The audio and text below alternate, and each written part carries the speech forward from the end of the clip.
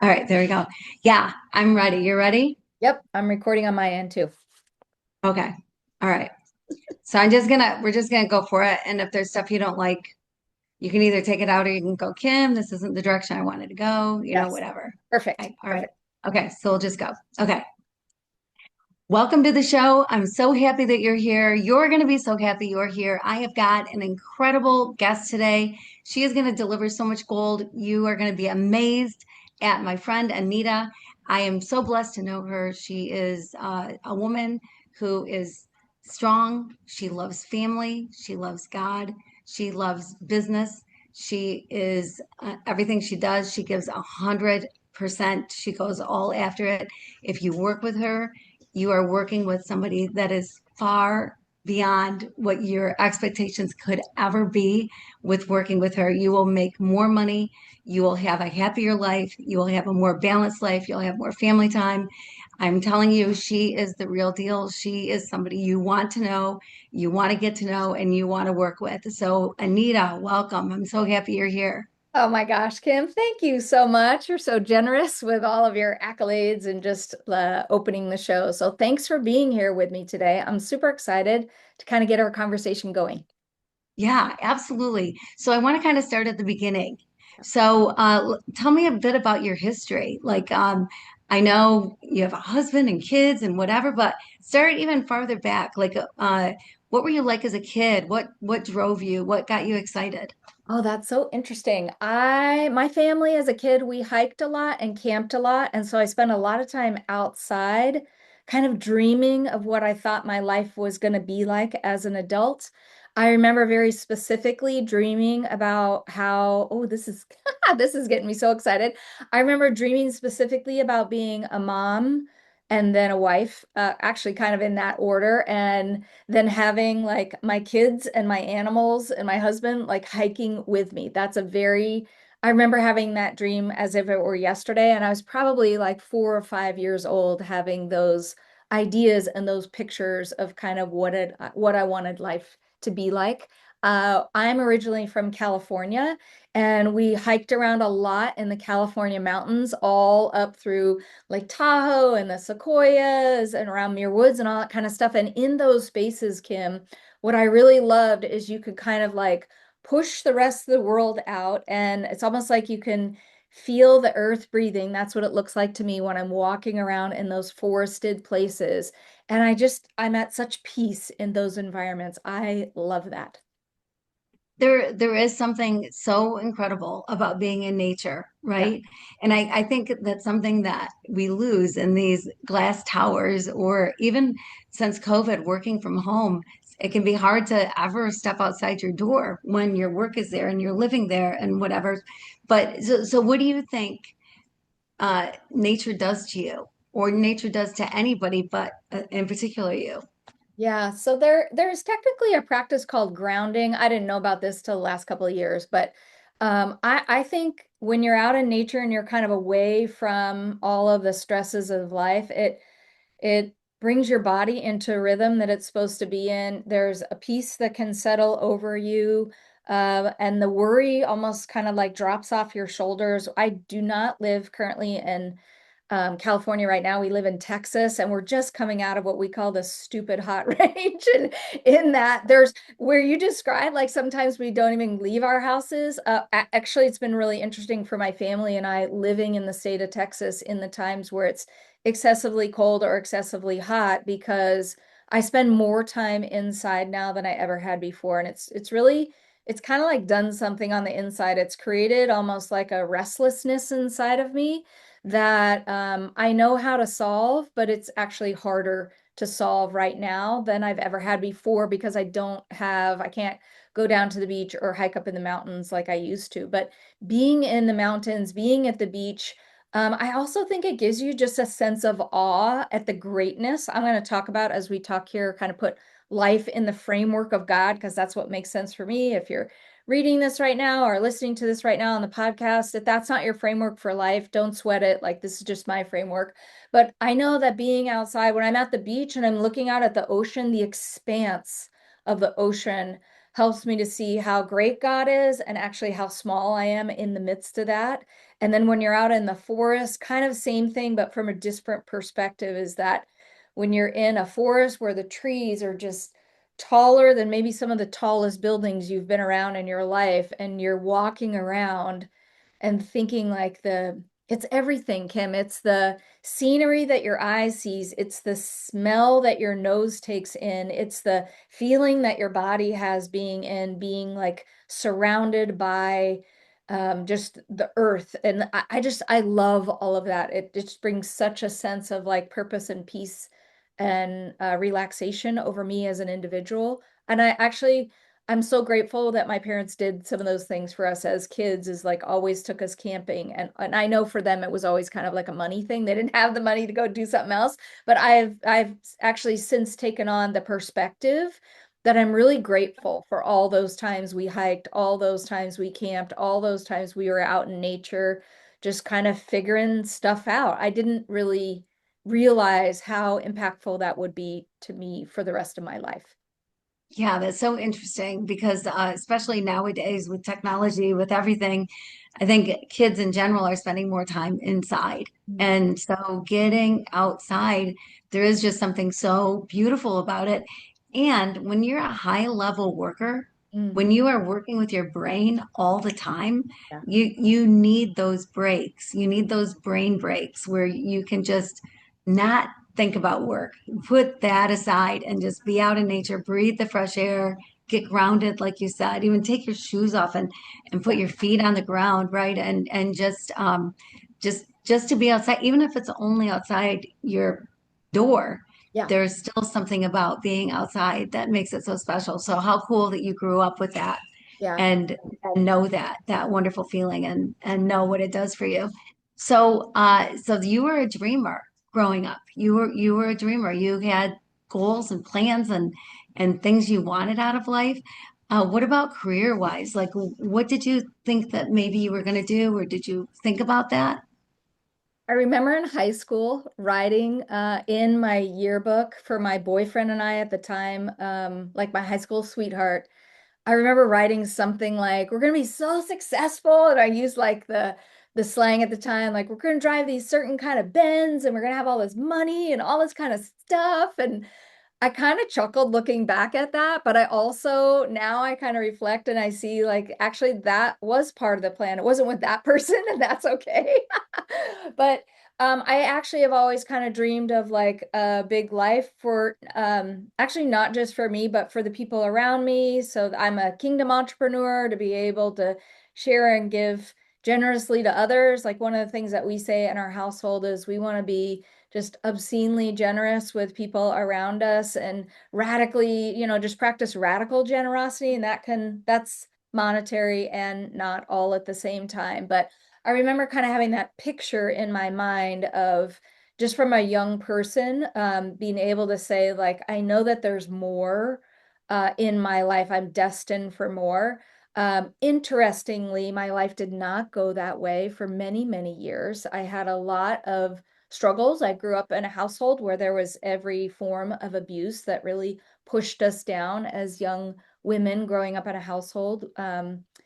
And then I made some bad choices because of that. I didn't know my worth and my value and where that came from. And understanding my worth and my value is who God says I am, and then connecting with people based on that. And so I made some poor choices in my early formative years, kind of my teen years, early 20s.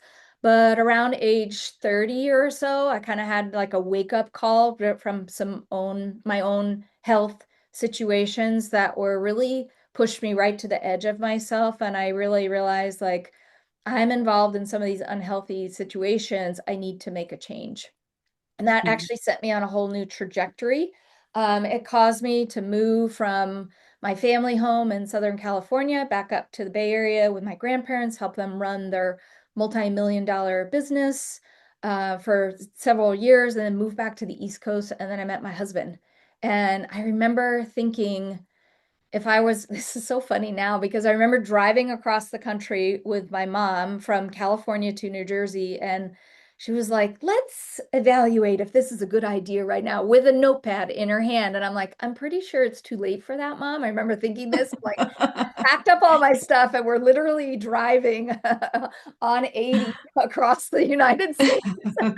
I'm pretty sure I'm going. And I was like, I remember thinking and kind of having like this impression in my spirit, if I was going to marry the man that was for me, then it wasn't going to be where I was. It was going to be where I was going. And I felt like I'd landed in New Jersey. I'd moved for a job. I moved for a job at a big global organization, SAP.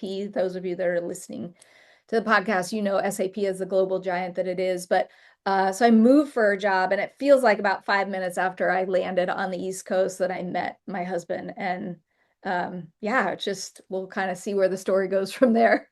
Yeah, wow, that's so interesting. Okay, so let's unpack a little bit because you Yeah. said a whole lot right then. One thing is, yeah, you grew up with nature Mhm. and you grew up dreaming, but you also grew up with abuse. Mm, And that changes a person. yeah. And I think there's a resilience that either comes or doesn't. Yeah. I think it's you make some choices based on your history.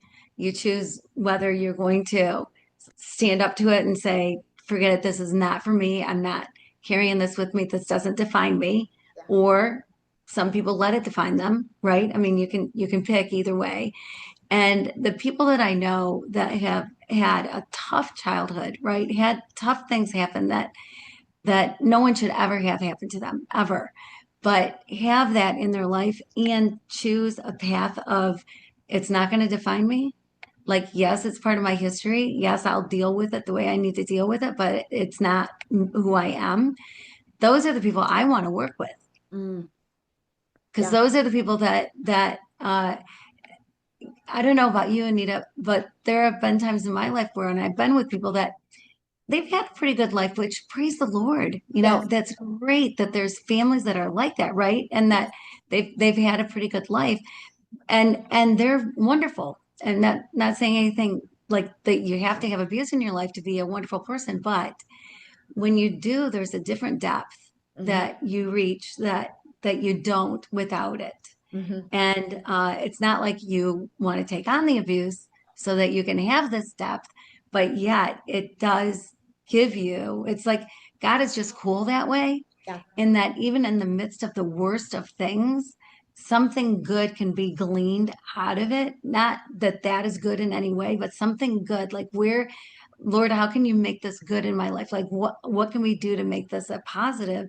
And that's one of the things for sure is the depth Mm, that of life that you've experienced and that you can go. So in coaching and in working with people, even working jobs, even in your relationships, whatever, I would think that has to come into play. Do you see that coming into play in different ways?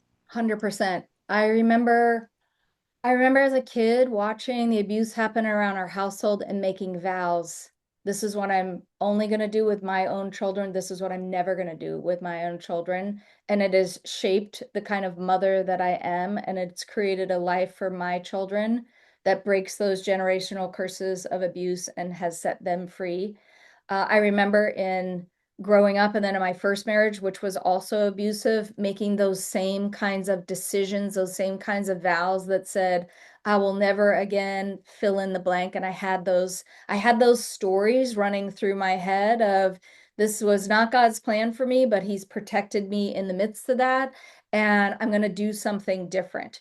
And so those markers in our, you know how like in life, we can have like a half degree or a degree shift and it'll completely change our trajectory.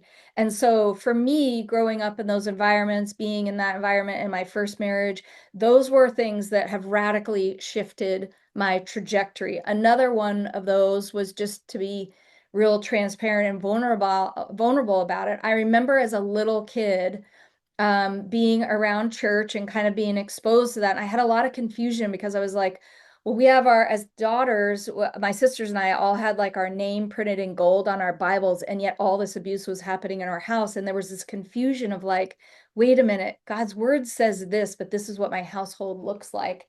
But I remember at a very young age saying yes to Jesus, but the way that it was for me, it was like I said yes to the eternity part of Jesus later, but I kind of lived like hell for many years. And then full circle as an adult after my daughter was born, coming to Christ and having that transformation and making those same kinds of decisions of, okay, I'm not going to do some of the same things.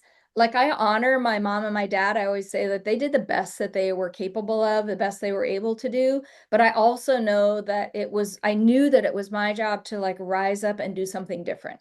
I knew it was my job to rise up and make a difference in my marriage. I knew it was my job to rise up and make a difference in my business and in my clients' businesses. I knew that it was my job to rise up and make a difference in my children's lives. And that has been it's been like my benchmark, right?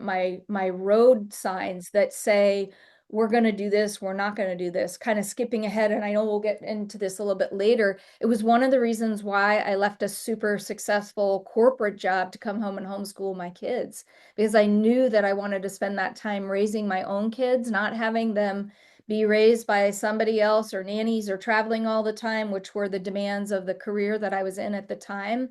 I kind of always had this sense, especially when they were really little, of like I wasn't going to trade my kids for money. And so see how some of those foundational decisions just kept shifting and shifting and shifting to be able to bring us to where we are today of having just some great things going on. And we'll talk about those a little bit more later. Yeah, yeah. Well, and one thing that I've noticed about you is that you're determined Mm, to make life better for everyone around you. yeah, Like that's just a core value of yours, is that you're determined that it's not going to be what it was. It's going to be better. So everyone you meet, like I feel like I'm a better person because I know you. oh, I feel like that is just the truth of you, that whoever you meet, whoever you work with, whoever you parent, whoever you're married to, like they're going to reap the rewards of your determination to make life better for the people around you yeah. and up level everybody's game. So Yeah. that's a pretty cool thing. Thank you. I Yeah. appreciate that. One of my love languages is acts of service. That's like my top love language. So I get a lot of just fulfillment of being able to serve other people along the way. And so that's part of it too, is being able to serve those around me that are closest to me first, and then kind of like a ripple effect. It just goes out to everybody else. Yeah, well, and ripple effect, I love that you use that term because when you work with clients, the way that you do it, it has a huge ripple effect. It doesn't just change their life. Of course, it changes their company, Yeah. changes how they even see the people that work with them and work for them and who they work for and who they service. And so it's a huge ripple effect, bigger than it's one of the things that separates you, Anita, from other coaches, consultants, whatever, is that it's not just about the bottom line. It's not just about this. If you tweak this little thing, your business will do better. But it's about humanity as Yeah. well Yeah. and about people. So that's pretty amazing, and you don't see that very often. So it's really cool. I appreciate that. I feel like in the corporate, because I was like raised up in the corporate environment, right? I'd worked for SAP for many, many years as an executive and loved that until I didn't. It was amazing for most of those years until it wasn't. But one of the things that I really loved about that work was I felt like we were making a real impact. One of the things that was like the flip side of that that I did not love, I felt like there was this corporate lie that I believed that was you could only have time or money freedom, right? So you go out and you get this corporate job, you go make a bunch of money, it's amazing. You get all these accolades and these awards and all the stuff and the bonuses and all the things that come with them. And those can be great. Don't get me wrong. I'm not knocking any of those. Those can be amazing. But for me, what I noticed that as we started having children, my heart's desire, as I mentioned earlier, was to raise my own kids and spend time with them and be like their closest ally, their closest cheerleader, their closest voice that's speaking in truth into their life. and, being a loving parent by just simply being there. And one of the things that I know is that I feel like there was this kind of unwritten sense of like, you can go have the corporate job and make all the money, but you'll have no time freedom with your kids at all. And then you come home. Then I did do a season where I was a full-time stay-at-home mom, and then the roles reversed. And then it was like the story was, well, now you can have full-time time with your kids and all this time freedom, but no money. And I was like, wait a minute.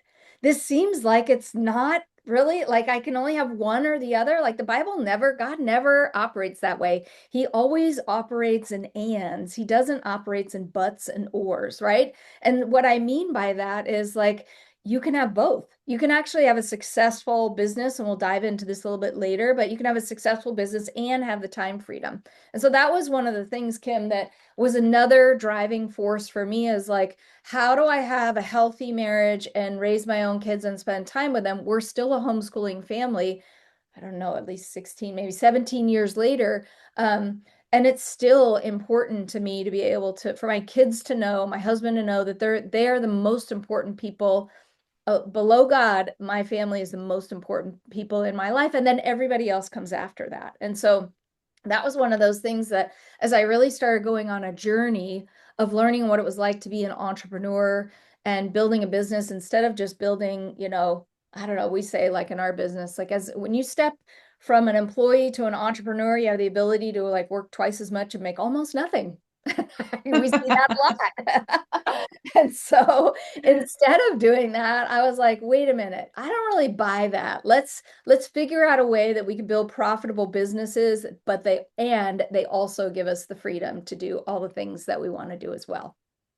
Yes, yeah, yeah, which is you're absolutely right. I mean, so many people, it's like the dream of being an entrepreneur, and often that dream is a nightmare because it takes away more from your family, more from your time, and more from your bank account Yes. because it takes a certain person, a certain mentality to say, nope, I can do both and I can have balance and all of that, which you've mastered, but is difficult for a whole lot of people. And so that's also something that you bring to people is how to have that balance, how to have that. And it's so you going back just for a minute, you went and worked for your grandparents and they had this very successful, highly successful business. Yeah. And from there, then you went out to your first big job, right? So, what did you learn from your grandparents? They came from a whole different generation. Yeah. So, every generation sort of has a work style, Oh, yeah. but every generation has like this wisdom that they bring, right? Yeah. So I worked for my grandparents with them in the family business while I was in the corporate space. And my grandmother, in terms of like their work style was very traditional. They were born in the early 1900s, so they had a very traditional marriage where the husband went out and worked and the wife stayed home. But my grandmother did a tremendous amount for the business. She did a great job of stewarding the funds. She was really kind of like the silent but not so silent partner in the background with my grandfather.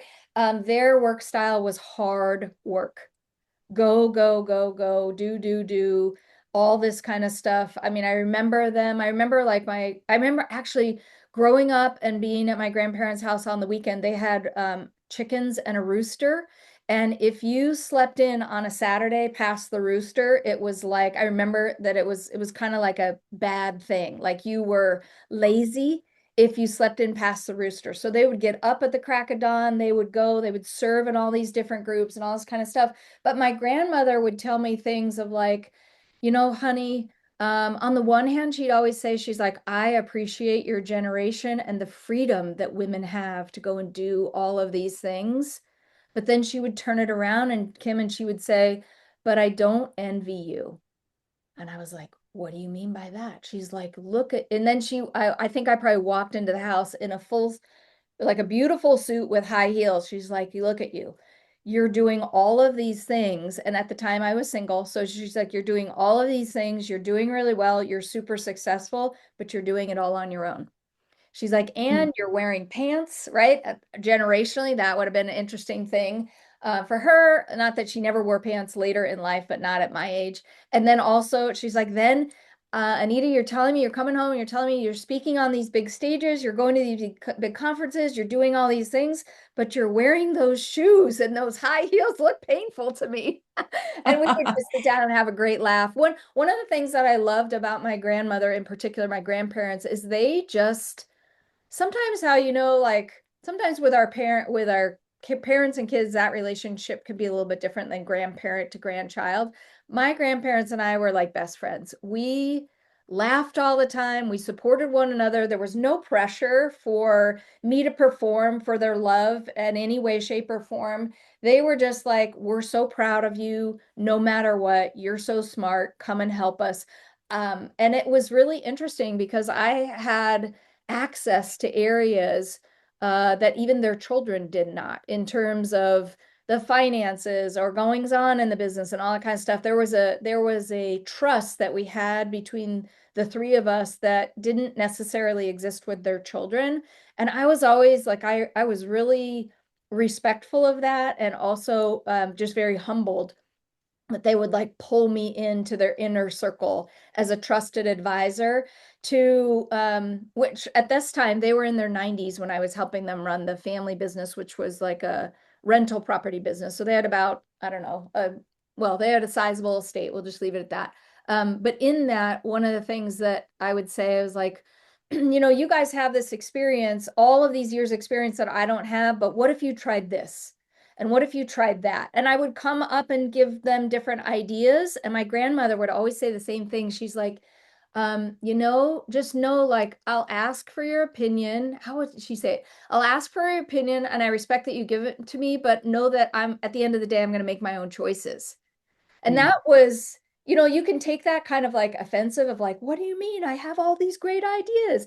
I never took it like that. I was like, great, no problem.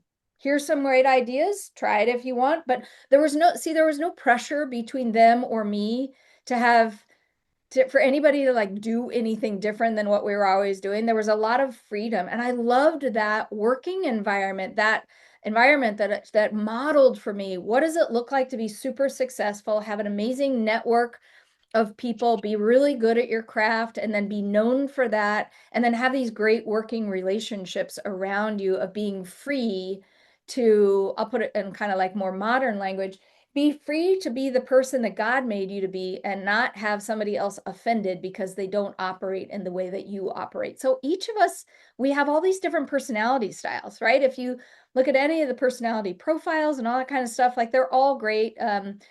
I'll refer to DISC, the DISC model. That's just one of many of those. So God has designed us all in different personality styles. There are some people that are very people driven. There are some people, part of the population is very task driven, right?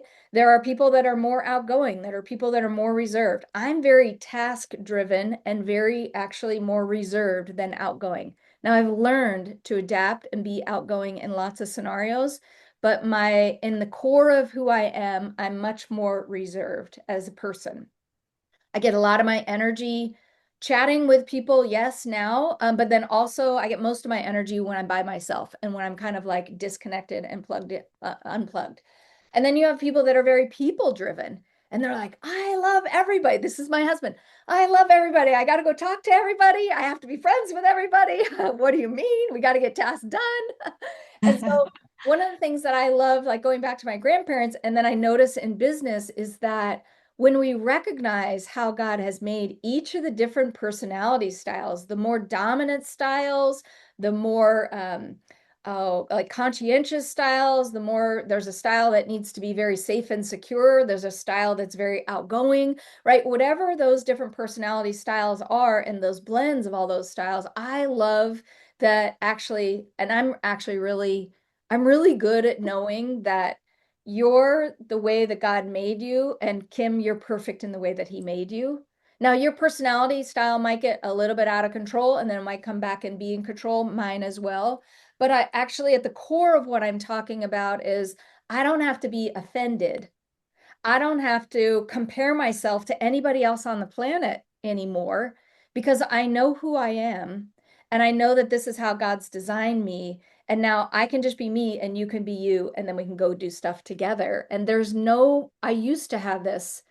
That's why I'm talking about. I used to have a lot of these insecurities, a lot of this comparison, a lot of this worry that I didn't operate in the way other people did.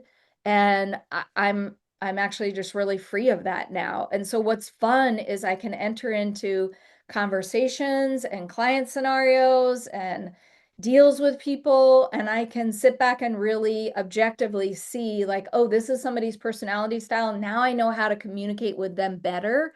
Because there's a guy by the name of Dr. Robert Rome that trained my husband and I in the DISC method and certified us in some marriage curriculum. And one of the things that Dr. Rome, I'll paraphrase, he says something like this, like, wouldn't it make sense if I understand myself better and I understand you better, then we could actually get along better?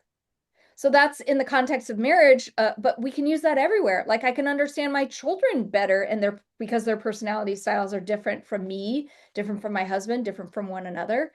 And then I can understand my clients better because they're right. It's always see how it's always like it's always working itself out, and we have the ability to just ebb and flow and be like, oh, I got you. I understand what you need and I can give that to you. And then you as an individual, you feel seen, you feel heard, and you're like, oh, I love hanging out with Anita because she validates me. She makes me feel good about myself. She makes me feel seen and heard, which is what every person on the planet needs, wants. And then you're like, now I can go be equipped to go and walk in the things that maybe she's coached me to do because she sees this in me and she's drawing this gold out in me. So those Yeah. are some other things that my grandparents taught me is how do you kind of like be okay with different styles, and although they did not use the disc method, but then be able to stand up and say, okay, now let's go and do. So my grandparents did, I'm so grateful for them because they did teach me what does it look like to work and be successful. Mm. Yeah, that's good. Yeah. And it is interesting because it is a different style. I do have to say I love it that your grandmother said to you and that you accepted it so well, but said, "Hey, I'll listen. Yeah. You can offer advice, say what you want. At the end of the day, it's my decision," Yes. which is true of anybody, right? Anybody, anytime. And to not be offended by that, to not think, "Oh gosh, everything I do is perfect, right? Right. And everything you do is wrong, so I'm just going to correct everything you do." But to recognize, no, that, sometimes there's more than one way of doing things, Yeah. and that there's a bottom line somewhere. Somebody gets to make the final decision on how things are done. Yeah. And And Kim, the Bible even says that I'm going to kind of paraphrase it here. In James, the Bible is talking about how if I decide in my mind that I think I know the answers to everything, that I'm actually sinning because mm, God is the only one that knows everything. So my personality style, I love. I actually have a deep need to get things right. Not always to be right. That would be my personality out of control, but to get things right. And so that verse has really spoken to me recently where I was like, I assume that I know how the situations work out or what this person is thinking or it has to happen this way. And I've realized like, wait a minute. I need to like release that. And I can make some assumptions. I can kind of watch situations unfold and be like, well, I think this might be happening. But at the end of the day, the difference between sinning and not sinning is if I'm deciding, I know exactly what is going to happen, how it's going to happen, and what somebody else has to be thinking. And that has been so freeing for me to be like, wait a minute, God, you're responsible for this other person and this situation. I'm just going to release it to you because ultimately you know better. And that has added another layer of freedom to my life that I'm so grateful for. another layer of freedom, but also another layer of depth when it comes to working with people. Because when you work with people, if you're able to release and just say, well, this is what I'm seeing, but coming from a different place of not, this is what I'm seeing, this is what you have to do, but coming from a place of, I want to see the whole picture, Yeah. not make assumptions, but let me see the whole picture and then let me offer some solutions, and you pick the right one, that's the one that's right for you, the one that's going to work for your company. Yes. And because you've worked with so many people and so many businesses, you're able to draw on all of that experience and go, well, this works, some of the times this is what works for people, but other times this is what works for people, Yeah. and that you're open to it. I've known so many people that are, this is the way, period. Mm, There's one way to skin a cat, kind of thing. And, but you come from a perspective of, okay, well, I'm going to evaluate your business. This is personal and about you. So yeah. let's see what you have going on, the personalities you are working with, the business that you are working with, to give it the greatest reward. Yeah. Give, right? So Yes. that's a pretty special thing for sure. Yeah. In my years in the SAP space, Kim, I've had such a depth and breadth of working with hundreds of organizations and doing some of the things that I do. I love those SAP projects and those clients.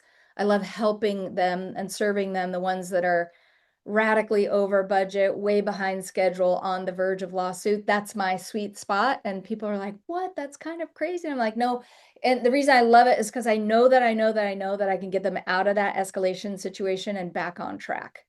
But it's also what you just said is very valuable, is because I've coached so many, like 450 C-level executives, and I was part of a team where we added 10,000 net new customers. I've been in so many different industry verticals and seen so many different businesses from 10 million to 100 million to billion-dollar businesses, and the way they work is different, right? In many organizations, you might have like Susie Bell that created a process 20 years ago, and this is how we're going to run the business no matter what. And I was like, wait a minute, but it's 2025.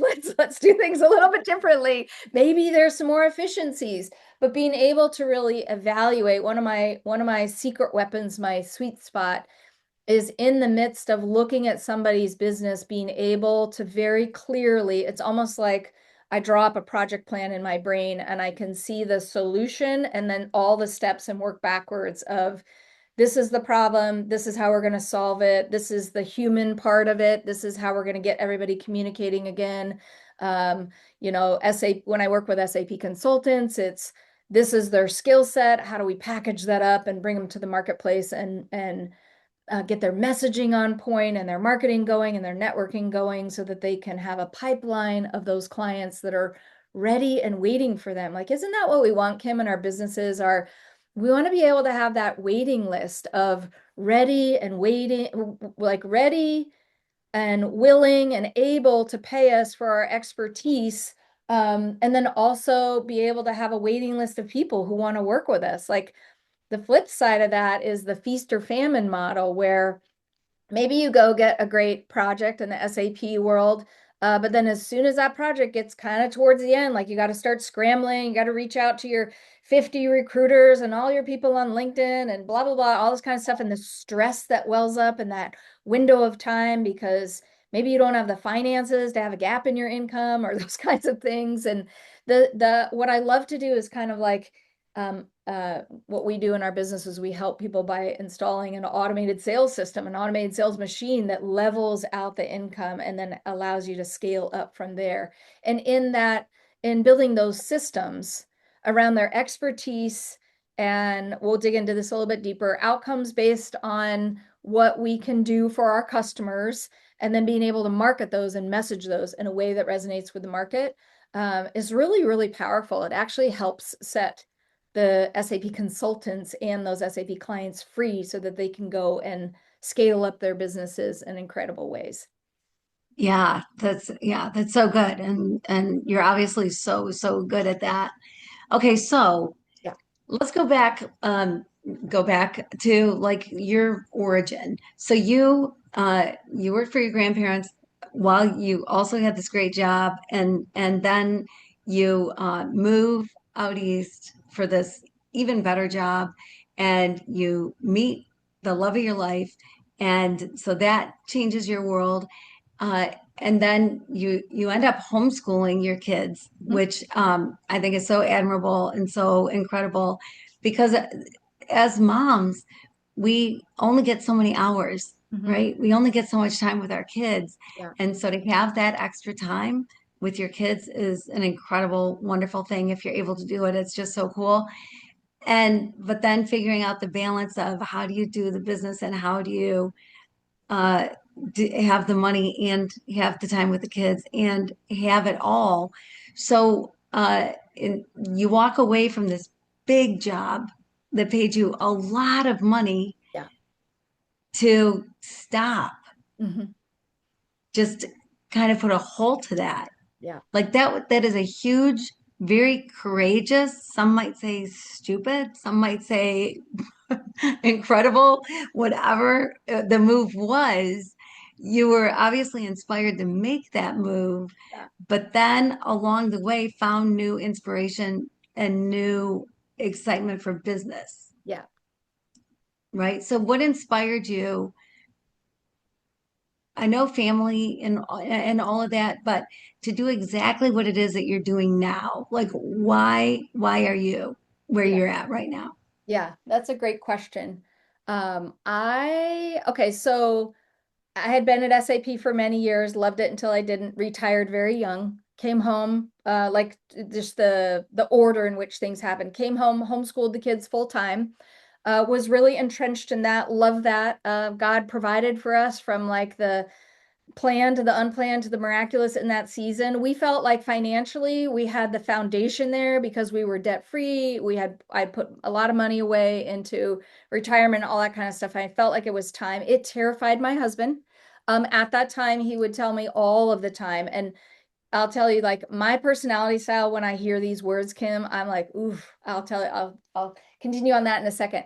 So my husband Vince would tell me all of the time, you cannot quit your job from SAP. You make too much money. There's no way I can replicate that income, on and on and on and on. And now when you tell me I can't do something, Kim, those are like fighting words to me. It's not that Vince was trying to pick a fight with me. It's just that that's how I hear those words with my personality style. Okay.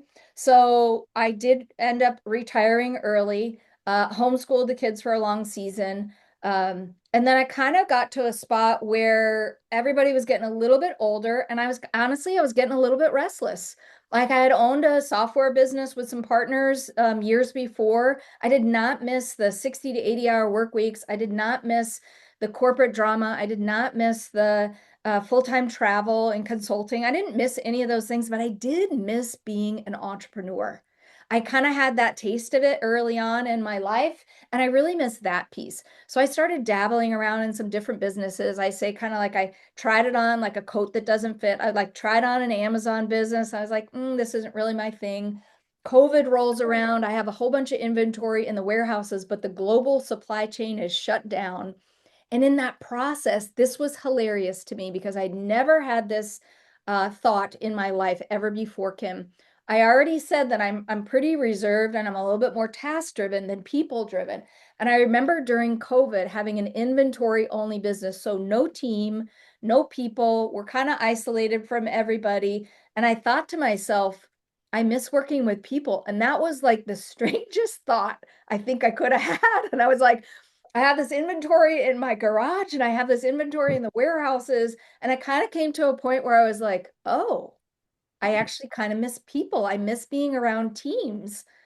And it was like this awareness of like, and it's hilarious to me to think because I'd never, ever, ever had this thought before in my life. And I was like, oh, I miss people. That's so strange. Okay, what do I do with that? So I started to kind of look around for different businesses. And one of the things that I did is I hired a coach and they helped me to kind of start uncovering like personality style, experiences, background, deepest desires, all that kind of stuff.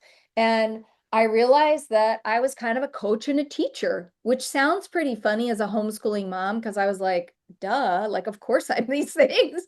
But I didn't see that as a business alternative. So I had some amazing people that would come alongside me and like shoulder to shoulder steward me, okay, in paid capacities. Because while there is a lot of amazing information out there, even the scriptures say like where your treasure is, that's where your heart is. That basically means like where I'm invested, that's where I'm going to show up the best. And so I found for me that when I paid coaches to help me solve some problems and invested in myself, then I would have better breakthrough because my coaches would show up better and I would show up better because I was very much invested by having real money, real skin in the game.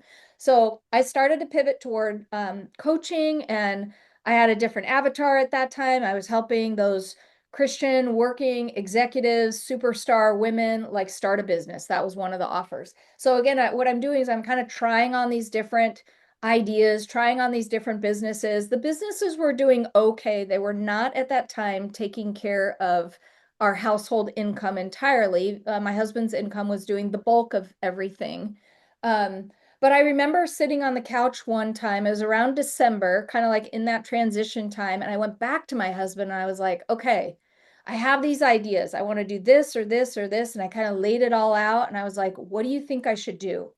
Now, he said the most amazing thing for my personality style and like love language to my ears. He's like, babe, I don't know, but I know you're going to figure it out. And I was like, it was like the angels were singing over my head. I was like, that's the perfect thing that you can say for me. Thank you very much. That was very freeing language for me to make the decisions to be like, you're equipped, Anita. You know where God's calling you, but and then just go do it. And I'm like, okay, great. So again, businesses started growing a little bit. Some money was coming in. I'm kind of like at that time, kind of like retiring the Amazon business, starting into coaching. Some things are happening. Interestingly enough, Kim, a couple of years ago, my husband went in for an outpatient procedure.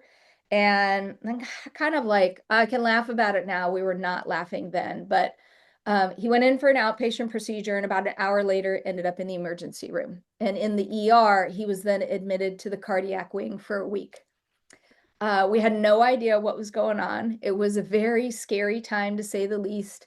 Um, while he was in there, we were kind of like, what is going on? I'm not really sure. Our marriage at that time was kind of unsteady. We always loved one another, but I would say, my own words, I would say, I don't know that we really kind of, just to be transparent, I don't know that like, I'll just say for me, I don't know that we really liked one another at that season. So we had these marriage struggles going on, this medical emergency going on while he's in the hospital, and these things were wrestling around, these things. So why do I bring up the marriage stuff?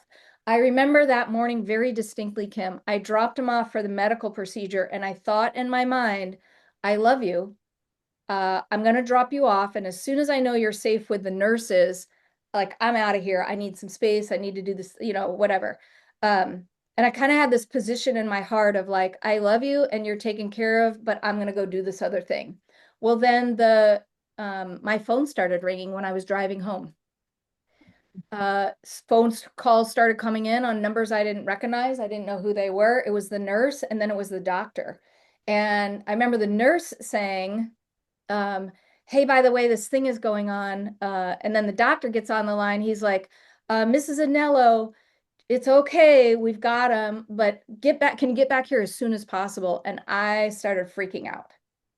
I'm driving, I'm like halfway home, thinking about the things I'm going to do with my day, task driven. And then all of a sudden, like, my world kind of blows up. So I turn around, we get Vince to the ER. Like I said, he gets admitted to the cardiac wing for a week. While he's in the hospital, I was standing out in the parking lot. I was talking to his business partner on the phone.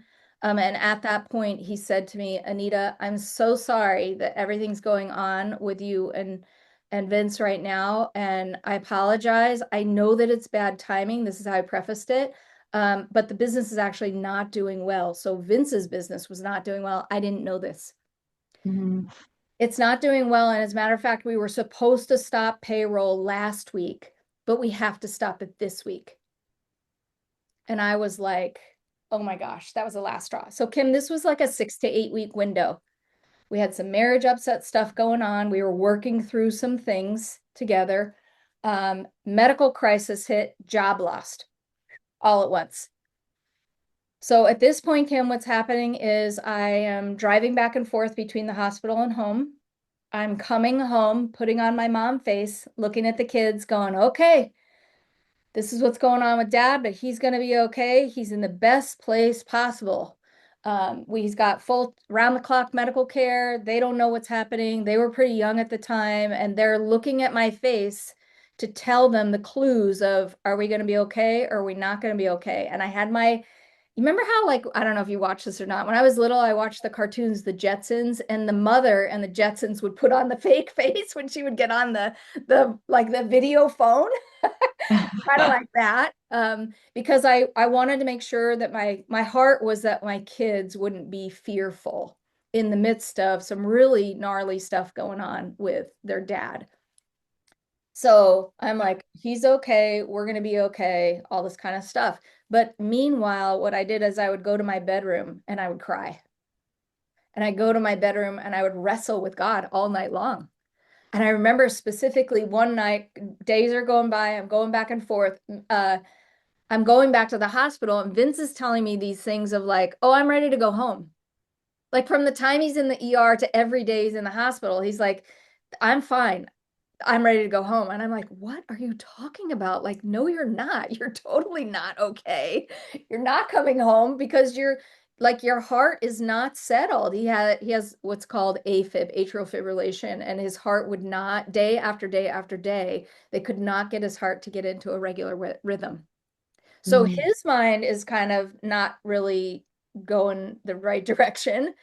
I'm looking at the kids and trying to like maintain stuff at house, going back and forth, all this kind of stuff. One night in particular, Kim, I remember going to bed and my emotions kind of went through this cycle.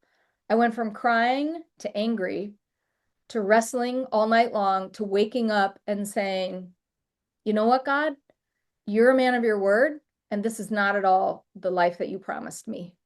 I called up one of my pastors. She and I prayed on the phone, and we had our church family praying for us. And we were like, Lord, you have something better for us. You have healing for Vince. You have restoration for our family. In that time, Kim, what was happening is I was starting to kind of like freak out, but figure out.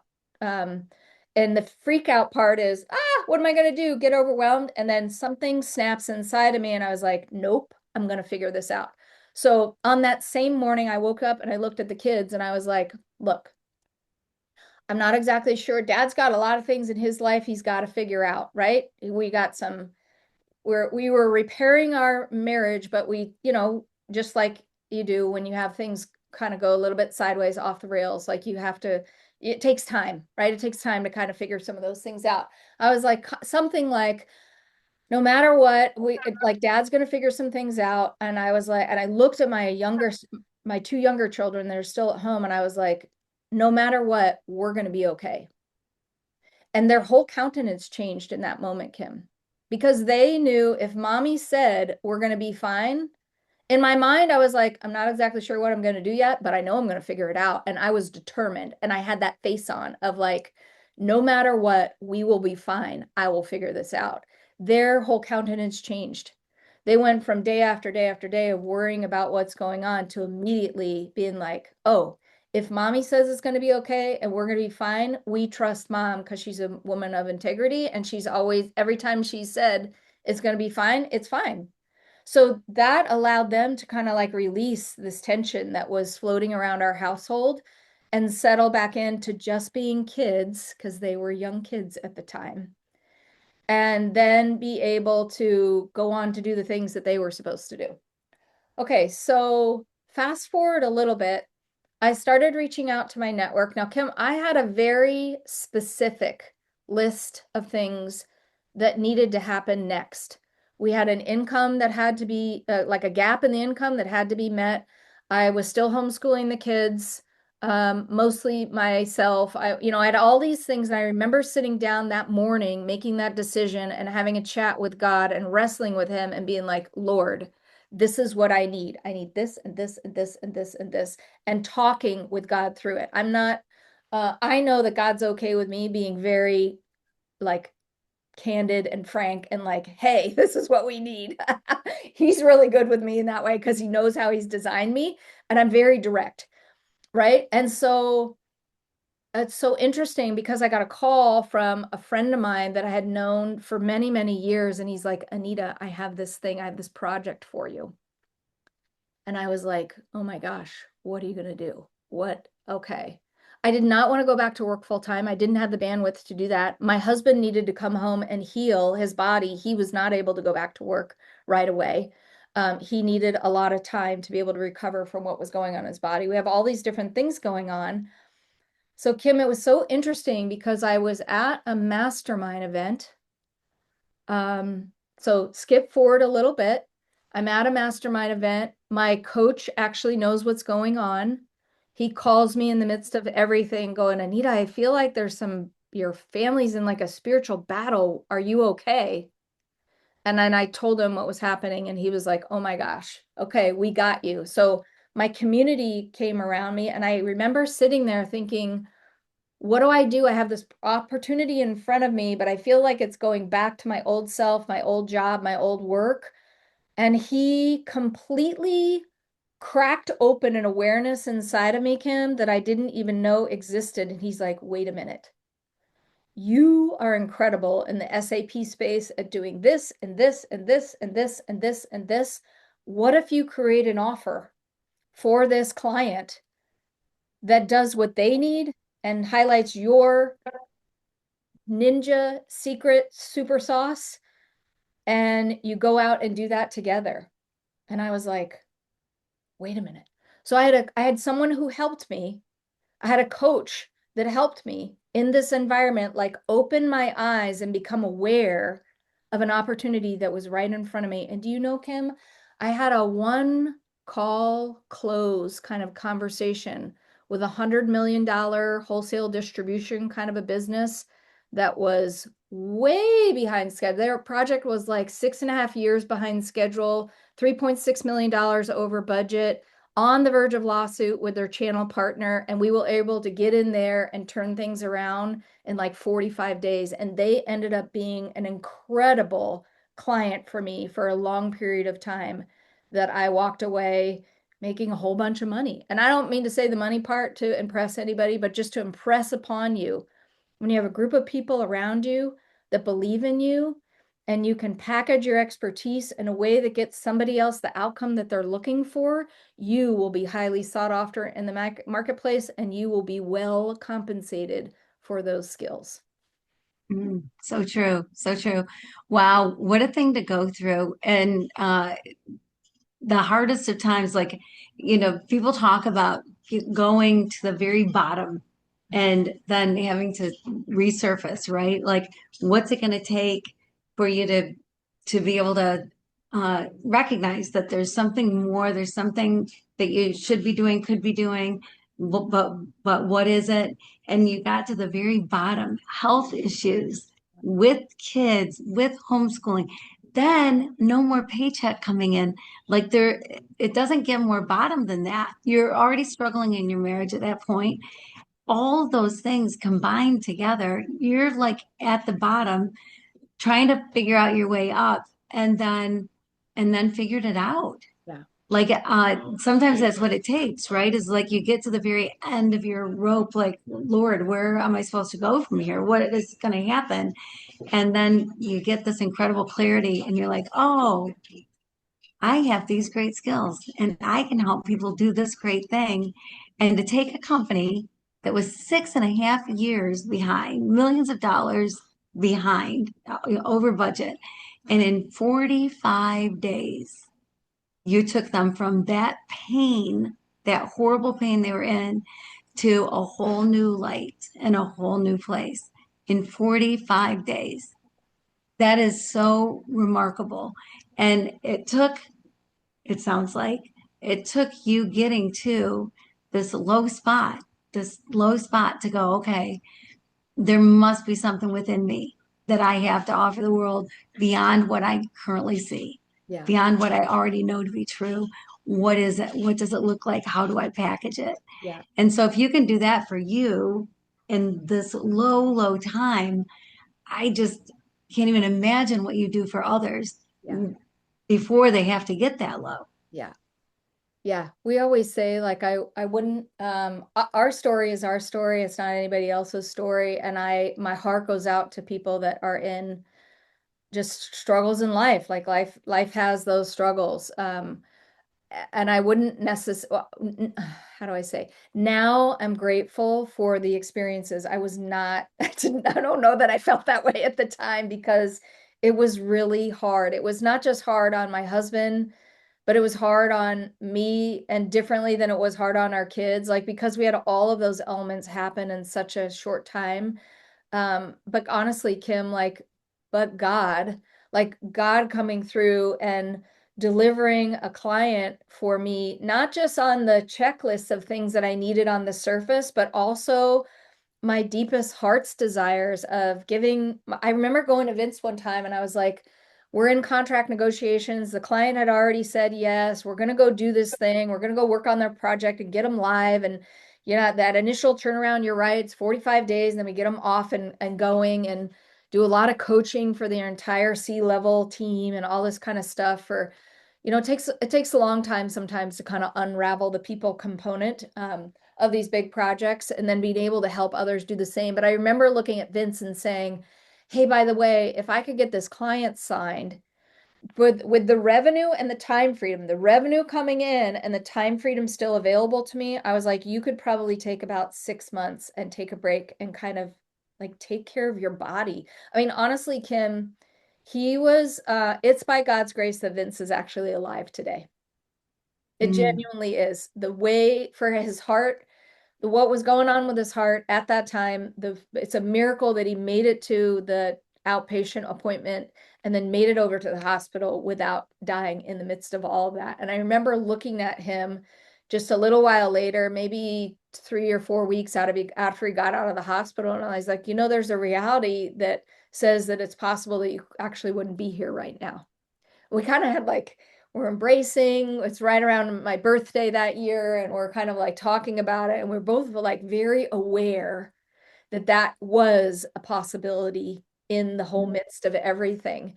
And I was like, okay, so this client is coming in, we're talking at a different time, and I was like, what if you just took a break for like a 6 month window and just went and healed, like got your head right again, get your heart right again, get your, the things that cause the heart to go out of rhythm, like get those kinds of things settled. And he looked at me like, that's possible. And I was like, yeah, mm, as a matter of fact, this what I'm going to do for this client and what is possible and the deal that's been brought to the table, it's absolutely possible to be able to do that. And I mean, he was like the most grateful, humble than and maybe I've ever seen him in my life. I mean, he was just like, I didn't even know it was so why do I say that? Sitting in that room with my coach, becoming aware that I could package up my services in a different way, deliver an outcome-based result for my client. My client at that time, they're really by working with me, one of the things they're able to do now is now they can double their revenue in the next 2 to 5 years. Right. And so being able to be aware that that's even possible for my own business, and then my husband to become aware that it's possible that he can go and get better and feel better about himself and feel better like as a husband and a dad and all these roles that and we're leaders in our church, like all these roles that we carry. It was incredible to like step into this whole new world, and with the reason that we stepped into it is because we had that adversity. So when I work with other SAP consultants and help them do these same things, package their expertise, market their skill set, because it's so incredibly important, and the market is so noisy now, right? You have mm. so many people on social, in all these things. I know they're trying to do their best, and I recognize they're just not aware.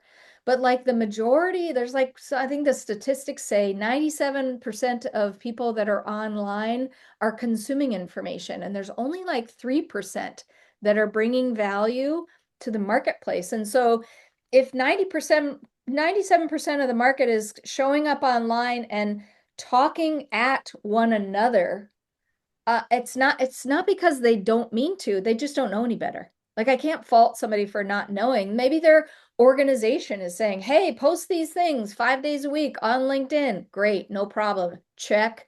I did the thing that my boss told me I was supposed to do. Okay, but what if we were able to actually come to the market and bring value? What if we were able to position ourselves as the solution instead of just another resume?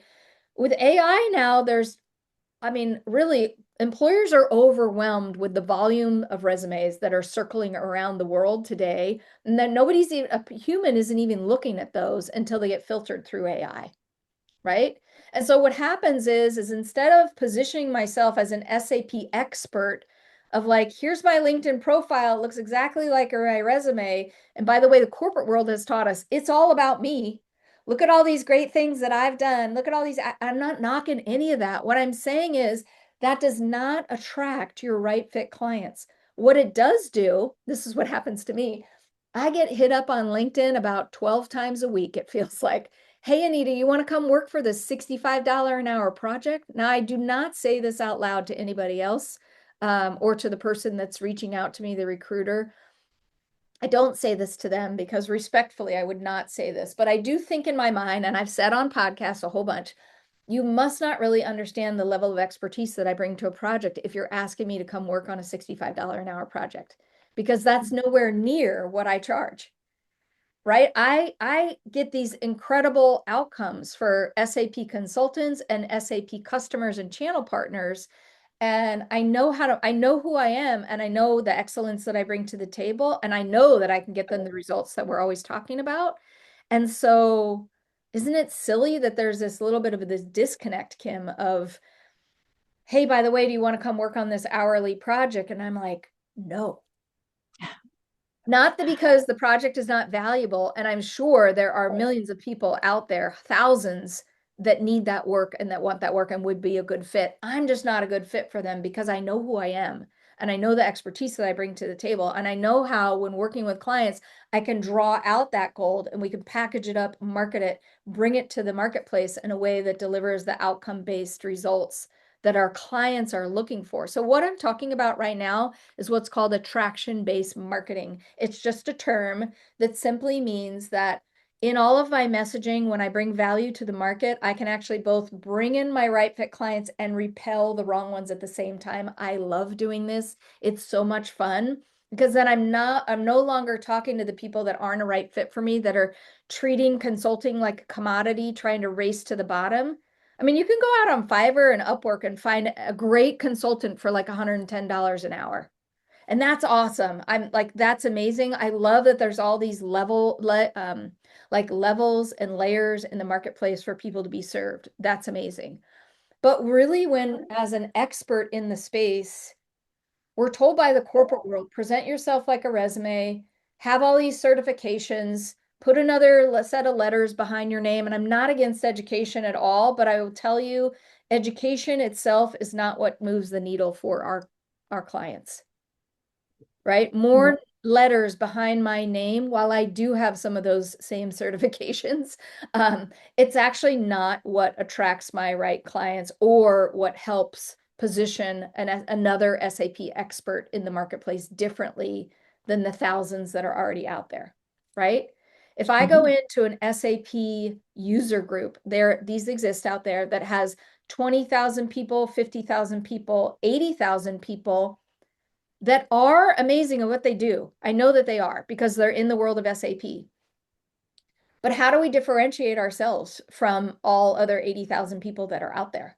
How do I attract those 600K? Like, I have clients that pay me 600K for offers. I have clients that pay me 250K for a VIP day. I just signed a $1.8 million client. Like, those clients are not going into a user group of 80,000 people and saying, hey, are you at $65 an hour? No. They are saying, who's going to get me the result that I want? What does a result look like? You might say to yourself, well, if I work with Anita, I know that she can help realign my C-suite team, get us out of escalation, repair my relationship with my channel partner, get our business processes so dialed in, get our marketing so dialed in that we can then double our revenue in the next 2 to 5 years. See, that's an outcome-based result that a prospect, someone in the marketplace, is like, oh, what did you just say? That sounds amazing. I know that I can work with SAP consultants that have this level of expertise. We can create these high impact, high ticket offers and repackage their expertise based on results-based outcome that they can get for their clients, and they can 3 to 10x their revenue in their businesses. We can install, on top of that, we can install an automated sales machine that allows them to bring in leads on repeat all the time so that they have a waiting list of clients that are ready and waiting for them. So they don't just go from project hopping one after the other and have that lull in between. They're actually raising themselves up and raising up the customers that they're serving so that they have not only a waiting list, but that they're working with the best of the best of the best. Do you know, Kim, that the best clients are the ones that pay the most money? Mm. It's not the other way around. The worst clients, I mean this respectfully, are the ones that pay the lowest amount of money. Those are the clients, and a lot of us have experienced this. Those are the clients that are saying, can you show me your billable hours? Can you tell me you were on this call for 15 minutes, but you billed me for 30? Can you? And they nitpick. They nitpick every little thing because they're focused on, did you work? Their perception is, did you give me enough value for my $65 an hour or 100 or 200? You can plug in whatever number you want. And I am here to say there's a better way. There's a better way to present yourself to the marketplace. There's a better way to talk about results-based outcome. There's a better way to install automated sales systems so that you can have the clients that you want and then close those easily. See, we don't need to have more conversations with more people and this gigantic idea of like a big list or big pipeline or a big following. What we need to have is better conversations with fewer people. Very interesting. Better conversations with fewer people. That is the opposite of what we're told so often, is better conversations with fewer people. But now that you say that, it makes so much sense because how many people can you service actually? Like reality, right? Like there's tens of thousands of people that need what you do.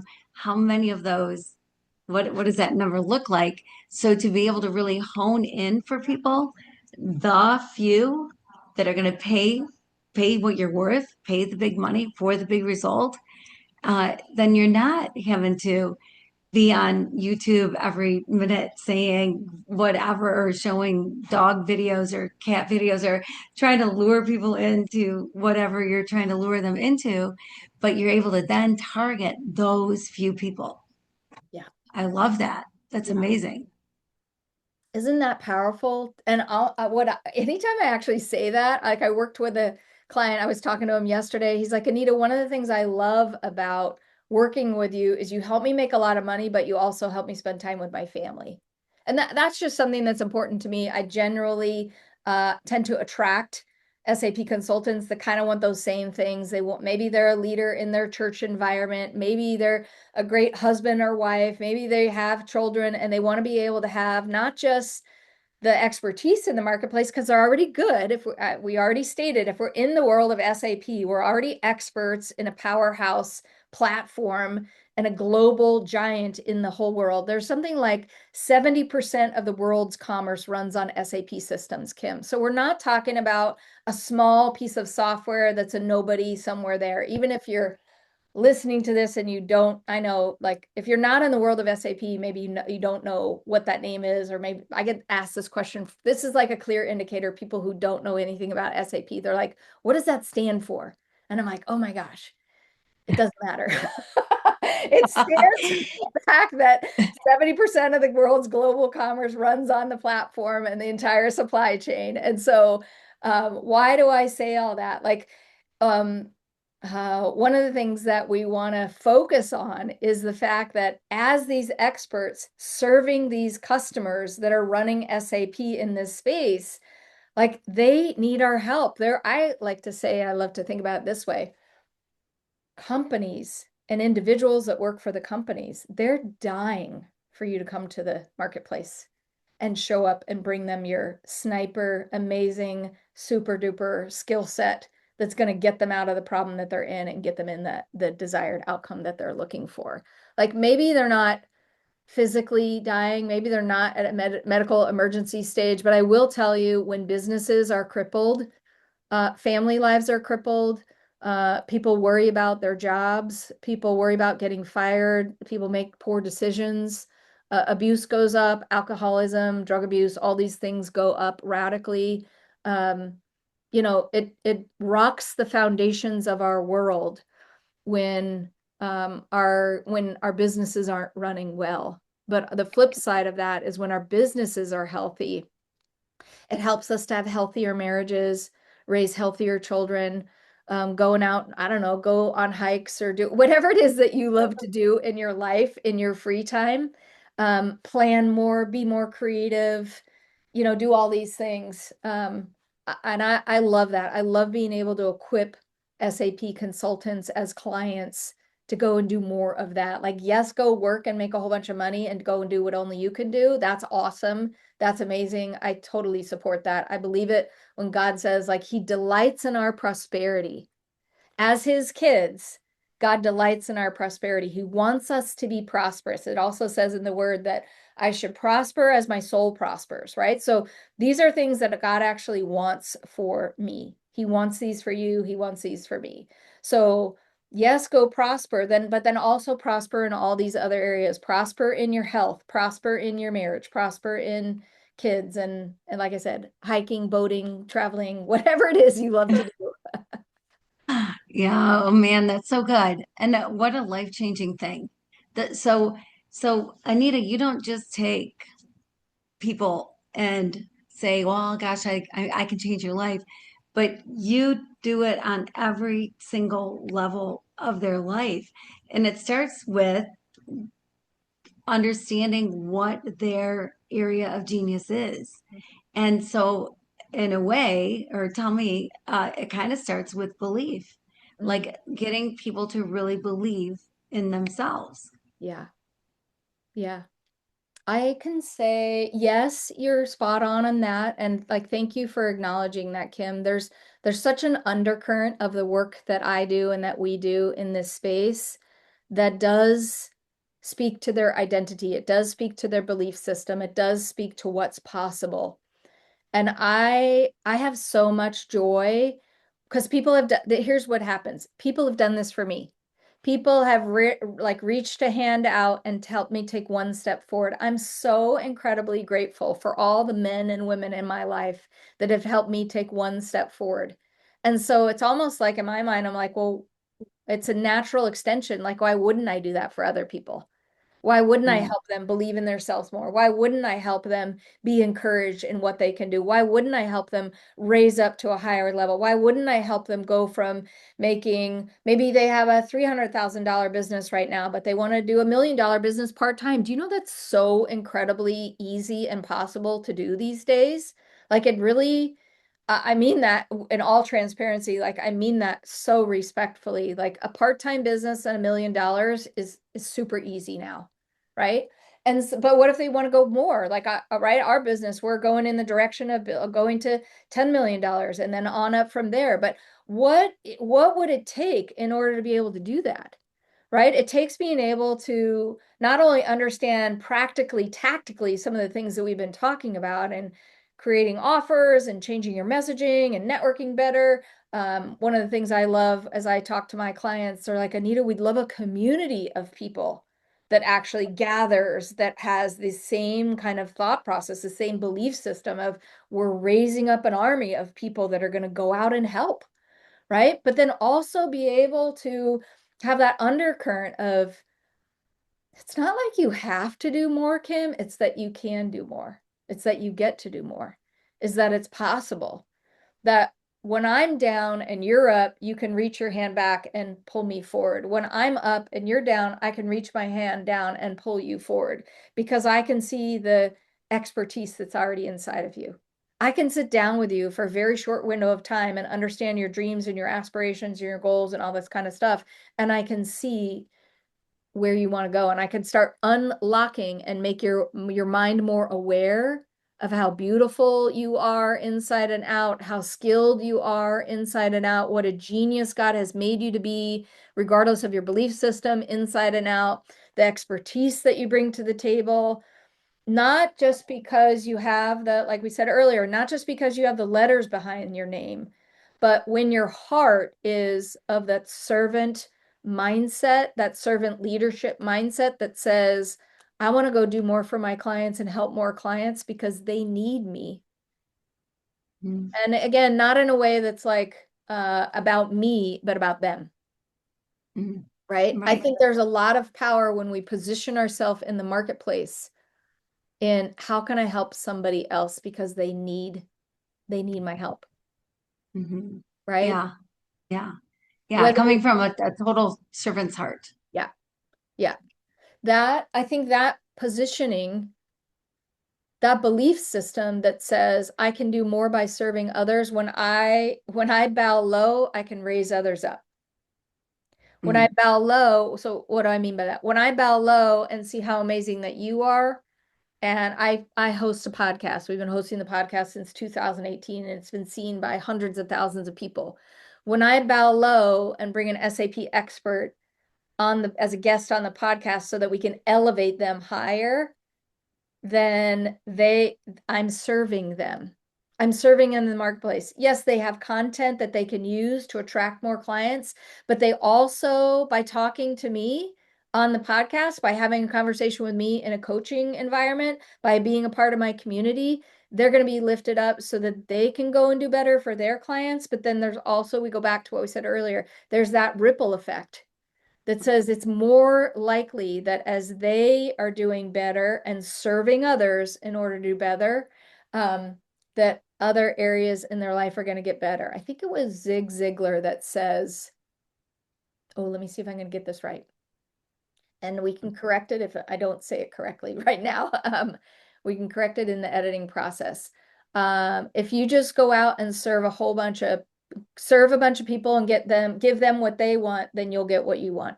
That I totally paraphrase Zig Ziglar right there. I'll make sure and get the right quote. But see, the idea is, and he was very successful in his life.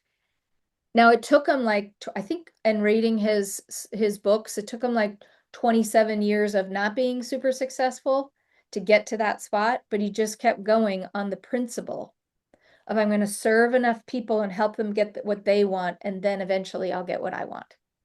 Mhm. Now, what's hard about that, I just acknowledge it right up front. If our income is not where it needs to be, sometimes to go forward and say, let me just serve a bunch of people. The question can be like, Anita, do I serve everybody for free? No, not necessarily. But so let's talk money in that. Maybe you're not ready for a 25K offer or a 50K offer or a 100K offer in your business because in your mindset, you don't see how that's possible. Okay, great. So we have a good friend, her name's Eileen Wilder, and she tells us all the time, Kim, right? No problem. Start at your level of conviction. Okay, great. So what is your level of conviction? I'm working with a client right now, and he said to me, Anita, I have this workshop I want to do for a couple of days, and I've done it before. It's been pretty successful. I know I can sell it again, and I want to do it for like 2K. And I'm like, great, no problem. I said, but what if you charged 10K and you got them 10x results? What would that look like for you? And he was like, oh my gosh, you just kind of broke my brain. And then we went through the process of walking through what that looked like. Each and every time it was kind of the same thing. I was like, but what if you charge them 25K and got them a 10x result? What would that look like? Same thing. He just became more aware and aware and aware. And I was like, okay, look, one of the conversations I had with him one day, I was like, look, here's the deal.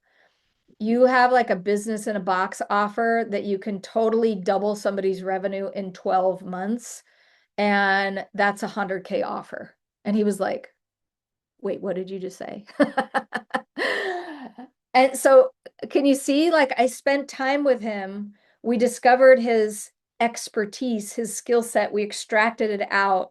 And in my mind, because I know how to create high ticket offers and these high impact offers, I'm working through this. Usually what's happening is I'm waking up in the middle of the night and I'm like, oh, wait a minute, we could do this. So every high ticket offer has to have certain components in it. There are 5 specifically, we call them the 5 E's. And one of the things that we do with our clients, and we actually talk about it in a master class that I teach, is we go through what those 5 E's are so that you recognize like a high ticket offer. Let me kind of set the standard. In the online world, the world would tell us that a high ticket offer is anything 2K or above, no problem. In the worlds that I swim around in, Kim, that you swim around in, we consider a high ticket offer at like 10K and above, right? Um, and then the other thing is that we don't just try to go out in the marketplace and say, I used to charge $100 an hour. I'm just going to make up some numbers. I used to charge $100 an hour for my SAP consulting services. And I listened to this lady, Anita, and she said I should just charge more. So therefore, I'm going to charge $1,000 an hour, but not change anything else. That's not the way that it works. That's not what we're talking about, right? There are prescriptively steps that we walk through.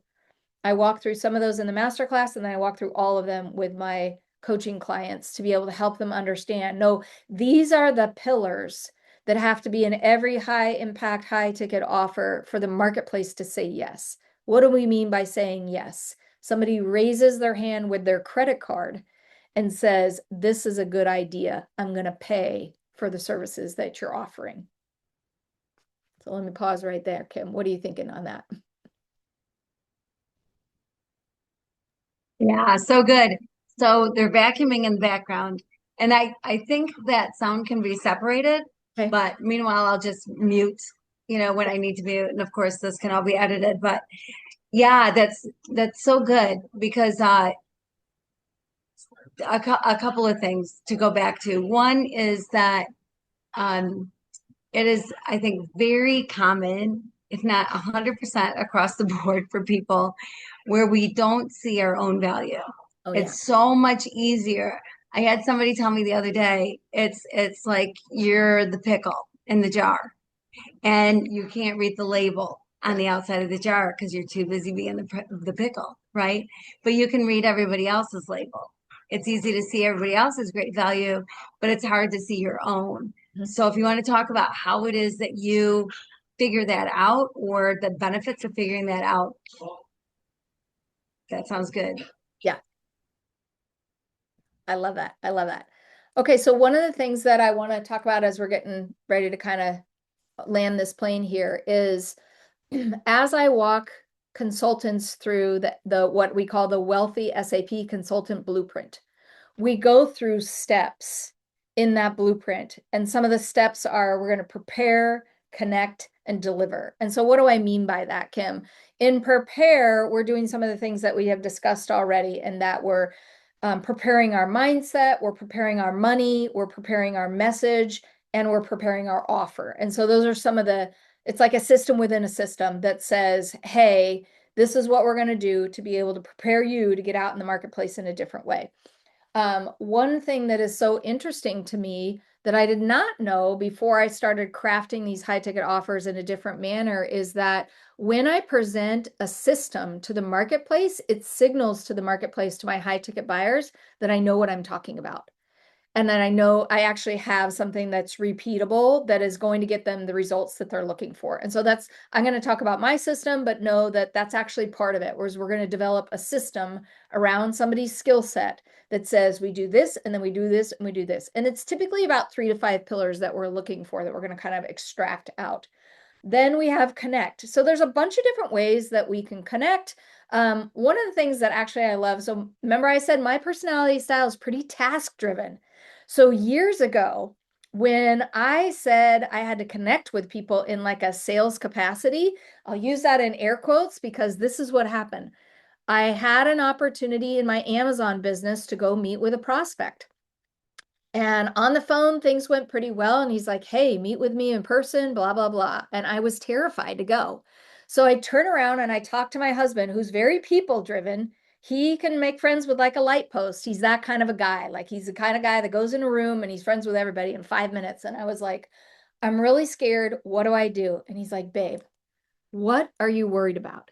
You're just going to go and connect with people just like you do in every other environment. When you're at the grocery store and you talk to a lady in line and you ask if you can pray for her, you're connecting with somebody. When you're at church and you're leading a small group and you're connecting with people, when you're over here in business and you're doing these things and you're delivering this amazing service, like you're connecting with people. So, like, erase from your mind any need or pressure to perform, because I used to have that, like this performance mentality. I had that from growing up. So remove all of that from your mind, but instead what I want you to do is you're just going to go in there and you're going to connect with them. And do you know, Kim, I actually walked out of there with a brand new contract. I was the only representative in the United States market that carried their product. It was a German born but US manufactured product I won the contract for their entire distribution. It's what took my Amazon business and actually started for it to take off, even, even in the way that it did in an inventory business. And so one of the things that we need to do and connect is, as consultants, who oftentimes can be more task driven than people driven. And if you're already people driven, you're like, Anita, I've got this, no problem. I can talk to anybody, no problem. Sometimes in the sales capacity, we tell ourselves these weird stories that we can't do something, we can't close, we can't make an offer, we can't pitch, we can't, all these different words that are used in the sales environment. And the reason I bring up all that is because it's so much easier than we think when we're just connecting people to people. The human element of saying, I want to serve you. Is it a good fit? If it's not a good fit, it's not a definition of my worth or my value. It's just not a good offer for you right now. It's no big deal. I'll go into the next person. So that's one of the things that we do. Then the deliver component is we deliver. I know so many SAP experts that have actually got this part kind of on lock, except for we have to add a couple of elements to it. And what do I mean by that? In deliver, we deliver with excellence.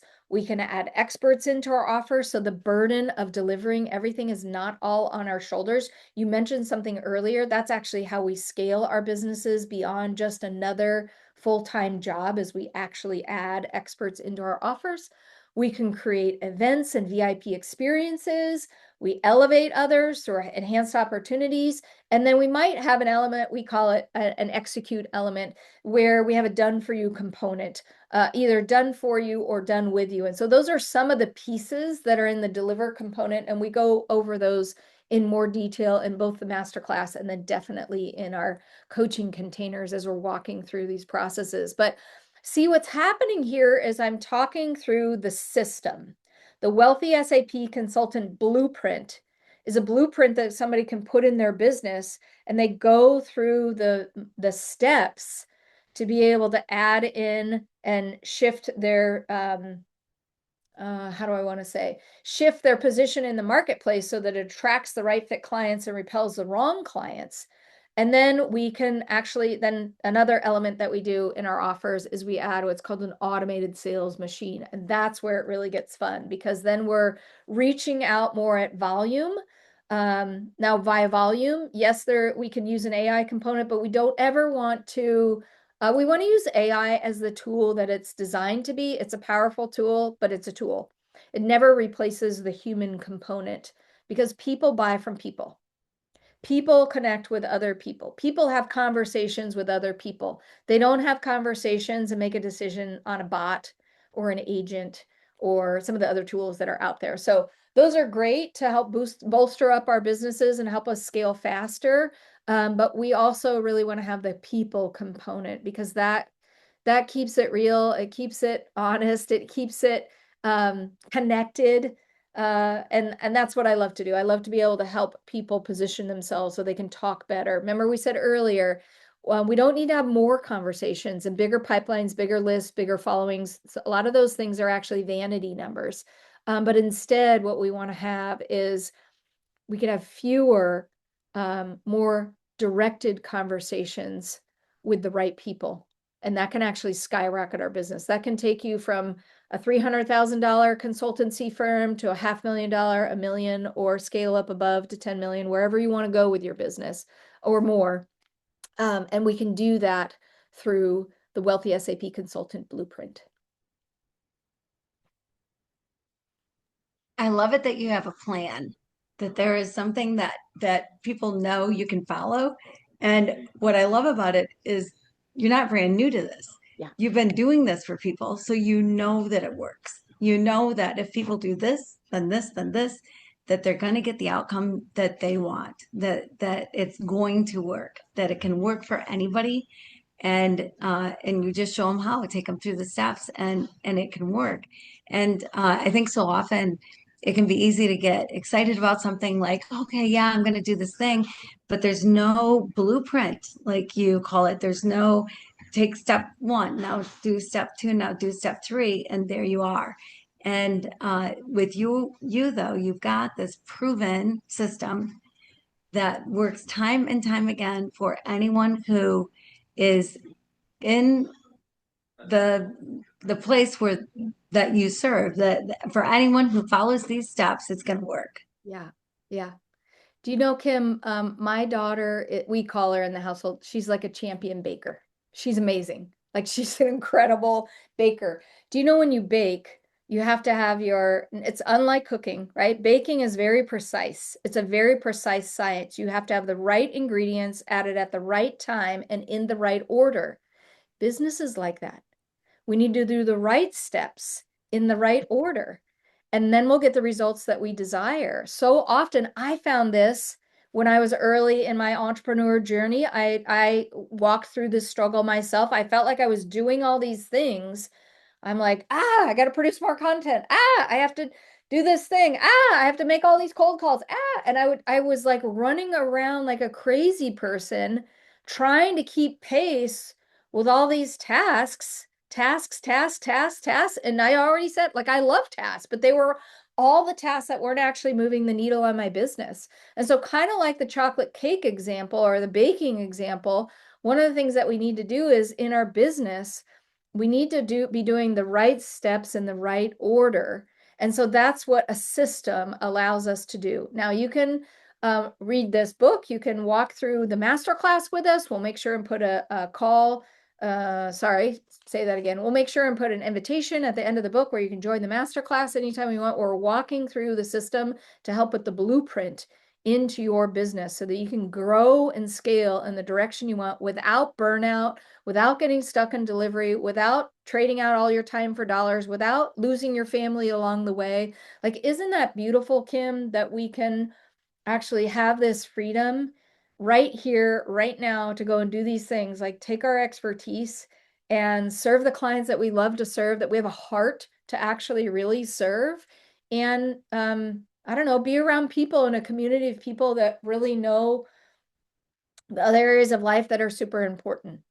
Like, let's go, I don't know, my heart is let's go build businesses and have fun and love on the people that are closest to us, the love on the people that God's put in our life, and really enjoy the process. This is kind of where I'm at in the journey. How do I enjoy the process more with more people that want to enjoy the process? And that has been the greatest joy for me. And the most fun for me is to be around lots of different people in these communities, being built up, building up other people so that they can go and do what they're called to do. It's so fascinating to me. It's so fun. So good, so good. And you're so good at it. And I love your perspective. I love that it's about life. It's about people. It does come down to being about people. Like even what you mentioned about AI, AI will not replace people. Yeah. We need that human connection. And that's another thing that you do is, and you're so good at, is bringing people together. Yeah. So no man has to be an island, right? Nobody has to do this alone. And earlier too, you were talking about you've spent a lot of money on coaches. You Mm. believe in that because you want to be the best that you can be so Yeah. you can help others be the best that they can be. And there's something else that's really special about investing in yourself Mm. and investing in the right people to be a part of your life to pour into you. And yeah, you can go to somebody for $50 an hour if you want to do that, but you're going to get $50 an hour results. Yeah. And that's how you're going to perceive the value as well. If you pay more, you people that pay attention. And Yeah. if you pay more, you're going to pay more attention. Mm. And when you know your value, then you're able to translate that value and share that value so much easier with people that they can just blossom and bloom in record time. Yeah. I think that's another part of it too, right? Is that when you work with somebody, it's not, well, over the next 3 years, we're going to slowly develop this thing. But Yeah. it's no, it's like, hey, 45 days, I'm turning you around. Hey, this, in this short amount of time, Yeah. things are going to change for you. We Yeah. can do this in a very short amount of time so they can hit the ground running instead of waiting, waiting, waiting. We're going to do a call once a month and then see how it goes. It's not like that. Yeah. It's you bring things quickly to people. Yeah. Yeah.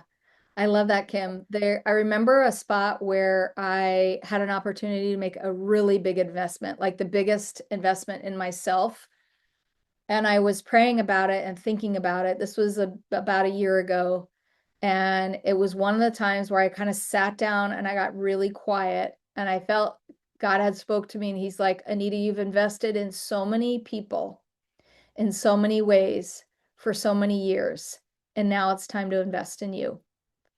And in that investment, I've had so many doors open up. I don't feel like I was always ready at the time, but I'm so grateful that I took the step to invest bigger in the right coaches that are going, my coaches they're going in the direction of $100 million businesses and $1 billion businesses. And so, again, we never say that to impress anyone that's reading or listening or anything like that. It's always to impress upon you what's possible. Like we want to be able to invest in people that already have the success that have gone before us and have the success that we want to get before.